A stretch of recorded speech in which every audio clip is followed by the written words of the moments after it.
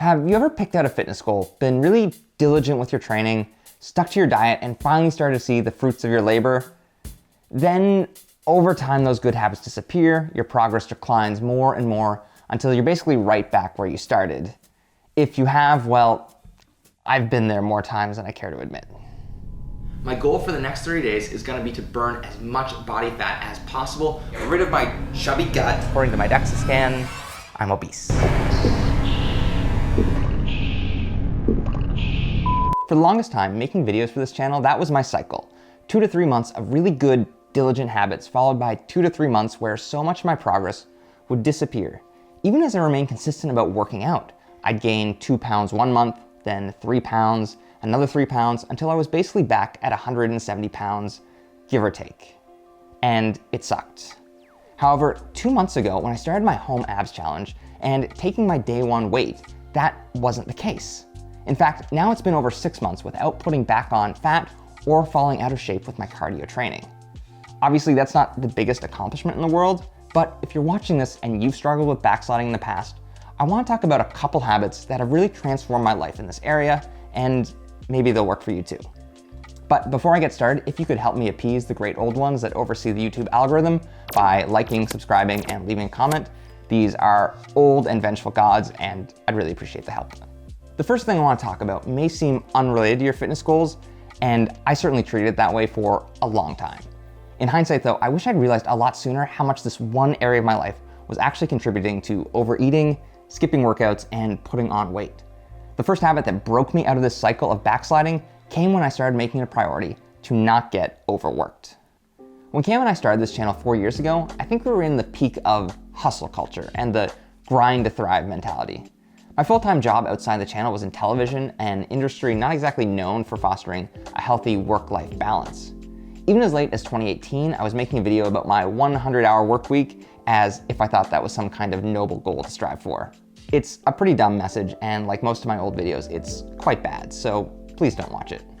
One of the many problems with overworking yourself is not only is it proven in multiple studies to have rapidly diminishing returns after 50 hours, but from a health standpoint, even when I was able to keep up with my workouts and exercise in the midst of 60 to 70-hour work weeks, all that time working, commuting, and exercising meant I was cutting into my sleep.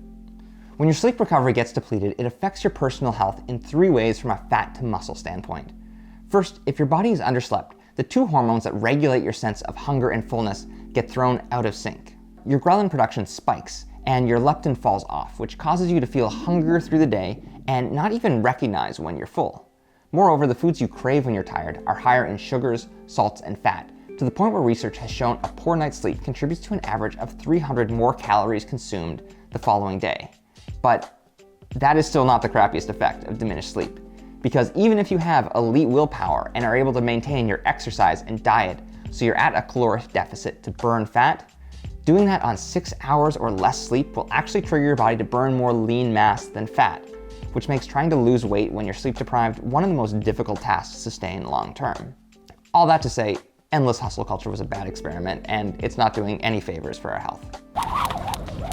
My second point of advice is a bit more obvious, but it's find cardio work you enjoy doing, and I know this seems so obvious, I feel dumb saying it, but for a long time I got really caught up in the idea of cardio via cycling and running with clear distance and time objectives, thinking that that was how you build endurance and improve.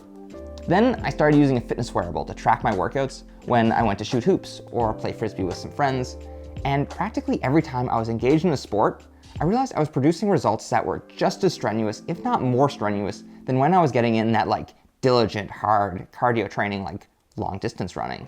And I was doing it without even realizing I was pushing myself. Obviously, working in specific time for cardio to measure your progress and set goals is an important way to measure your improvement long term, and I won't recommend anyone give it up. But if I could have swapped out just 2 cardio workouts a week and instead played pickup ball or soccer with some friends, not only would I have gotten faster results, I probably would have enjoyed it a lot more. And finally, I think the last change that's probably had the biggest impact on keeping my weight consistent and avoiding backsliding has involved switching my diet away from trying to focus on eating clean with a kind of all or nothing approach, and instead simply trying to eat well while sticking to an intermittent fasting routine. I know a lot of people have had success tracking calories and monitoring their portions, but it's a habit I've never been able to stick with personally.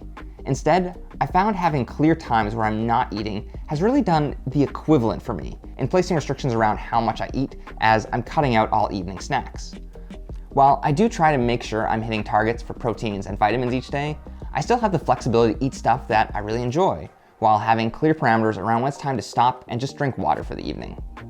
Studies on intermittent fasting have found it provides equivalent weight loss benefits to traditional calorie-restricted diets. However, subjects who took part in intermittent fasting also saw benefits to their metabolism, felt less hungry during the process, and were more likely to burn fat cells for energy rather than lean mass. And the thing I really enjoy about intermittent fasting is the fact that it helped me keep my weight consistent despite the fact that I'm not very good at it.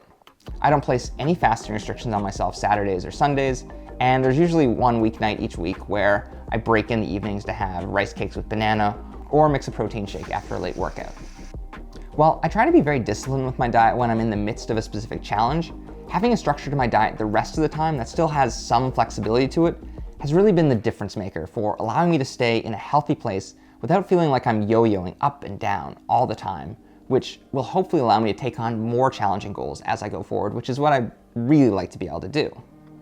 If you would like to work on adding more routine to your eating habits and learn some really great recipes while you're at it, then I want to talk about the sponsor of this video, HelloFresh. HelloFresh develops unique, delicious recipes, portions all the ingredients you need, and then delivers them to your door.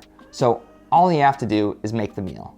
And because every recipe has been pre-portioned already, you're not going to be overeating at the end of dinner because you made way more than you needed.